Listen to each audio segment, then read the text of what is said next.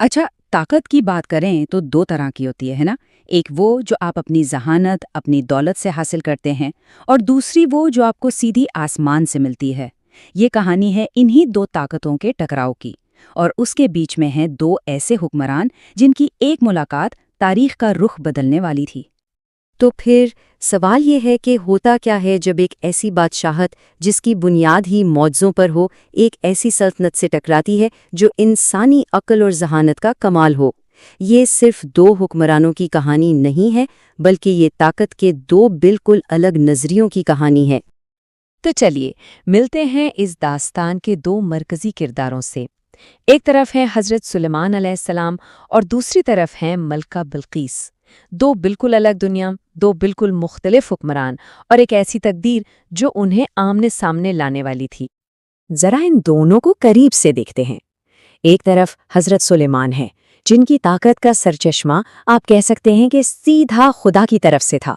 उन्हें वो कुदरत हासिल थी जो हम आम इंसान सोच भी नहीं सकते। और फिर दूसरी तरफ है मलका बल्कीस, सबा की हुक्मरान। उनकी ताकत ज़मीनी थी।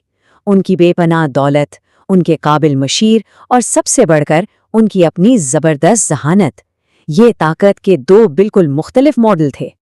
हज़रत सुलेमान की ताकत का पैमाना समझना बहुत ज़रूरी है। देखिए, उनकी हुक्मरानी सिर्फ हम इंसानों पर नहीं थी। नहीं, उन्हें अल्लाह ने ऐसी कुदरत दी थी कि हवा उनके कहने पर चलती थी, बड़े बड़े जिन्नात उनके ताबे थे और परिंदे उनके लिए पैगाम लाते ले जाते थे। ये एक ऐसी सल्तनत थी जो दुनिया के कवानीन से बहुत आगे थी।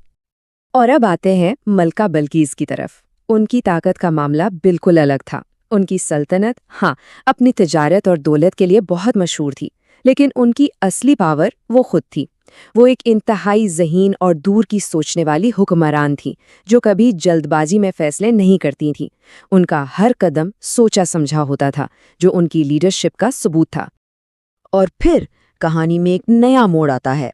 एक पैगाम, सिर्फ एक पैगाम, जो इन दो अजीम सल्तनतों के दरमियान पुल बनता है और सब कुछ बदल कर रख देता है। आप सोचेंगे, ये सब शुरू कैसे हुआ? इस कहानी का एक अहम किरदार एक छोटा सा परिंदा है, हुदहुद। इसी ने सबा की अजीम सल्तनत को देखा और आकर हज़रत सुलेमान को बताया कि वहाँ के लोग तो अल्लाह को छोड़कर सूरज की पूजा करते हैं। बस इसी खबर पर हज़रत सुलेमान ने एक शाही खत लिखा और इसे पहुँचाने की जिम्मेदारी भी इसे हुदहुद को मिली। और इस खत में लिखा क्या था? कोई लंबी चौड़ी बात नहीं, कोई धमकी नहीं, बिल्कुल सीधा और साफ पैगाम। मेरे सामने तकब्बुर ना करो और मेरे पास फर्माबरदार होकर आओ। ये अपनी ताकत का दिखावा नहीं था, बल्कि सच्चाई की तरफ एक खुली दावत थी, जो एक बादशाह के पुख्ता ईमान को दिखाती है। तो अब बाल मलिका बिल्कीस के कोर्ट में थीं, और यहाँ हमें उनकी जहानत का असल अंदाज़ा होता है। उन्होंने कोई जल्दबाजी नहीं की, बल्कि बहुत सोच समझकर एक सिफारती रास्ता अपनाया। ये उनकी लीडरशिप की एक बेहतरीन मिसाल है। इस दावत के जवाब में मलका बल्कीस ने फौरन तलवार नहीं उठाई, हालांकि उनके सरदार लड़ने को तैयार थे। नहीं, उन्होंने सिफारतकारी को तरजीह दी।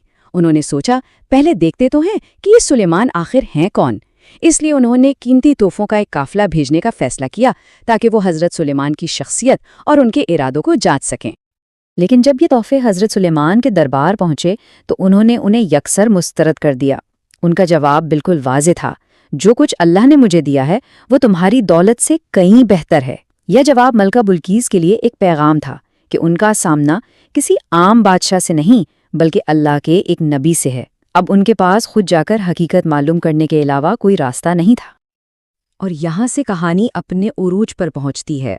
एक ऐसा लम्हा जहाँ दुनियावी ताकत का सामना एक ऐसी ताकत से होता है जो सीधी अल्लाह की तरफ से आती है। मलका बिल्कीस के आने से पहले हज़रत सुलेमान ने एक ऐसा मौजज़ा दिखाने का फैसला किया जिसके बाद शक की कोई गुंजाइश ही न बचे। चैलेंज ये था, मलका का अपना शाही तख्त उसके पहुंचने से पहले यहाँ कैसे लाया जाए। और यहाँ ताकत की दो किस्में फिर सामने आईं। एक बहुत ताकतवर जिन ने कहा कि वो दरबार खत्म होने से पहले तख्त ले आएगा। ये थी जिस्मानी ताकत। लेकिन फिर एक आलिम ने कहा कि वो इसे पलक झपकने से पहले ला सकता है। ये थी इल्म की ताकत, जो मादी ताकत से कहीं ज्यादा तेज और मौसर साबित हुई। और बिल्कुल ऐसा ही हुआ। एक लम्हे में पलक झपकते ही मलका बल्कीस का वो शाही तख्त जो सैकड़ों मील दूर था, हजरत सुलेमान के सामने मौजूद था। इसकी कोई दुनियावी वजाहत मुमकिन ही नहीं थी। ये एक खुला मौजज़ा था।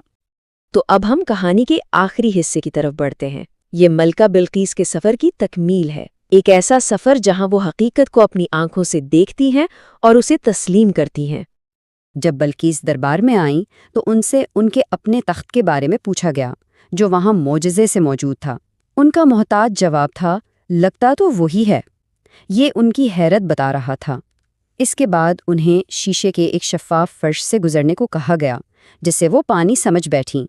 ये वो लम्हा था जब उन्हें एहसास हुआ कि उनके हवास और उनकी समझ भी धोखा खा सकती है। और फिर वो अल्फाज अदा हुए जो एक अजीम मलका के मुकम्मल सरेंडर का ऐलान थे। ऐ मेरे रब, बेशक मैंने अपनी जान पर जुल्म किया और मैं सुलेमान के साथ अल्लाह तमाम जहानों के रब के सामने सरे तस्लीम खम करती हूँ। ये एक हुक्मरान की शिकस्त नहीं थी, नहीं, बल्कि ये एक दानिश्वर की फतह थी जिसने सच्चाई को पहचानकर अपने गुरूर पर काबू पा लिया था। आखिर में ये कहानी हमें एक बुनियादी सवाल पर सोचने पर मजबूर करती है। ताकत का असली पैमाना क्या है? हुक्म चलाने की सलाहियत या फिर सच्चाई को समझने और उसके सामने सर झुका देने की हिम्मत? मलका बल्कीस का सफ़र हमें बताता है कि हकीकी ताकत तकब्बुर में नहीं, बल्कि हक को तस्लीम करने की आजिज़ी में है।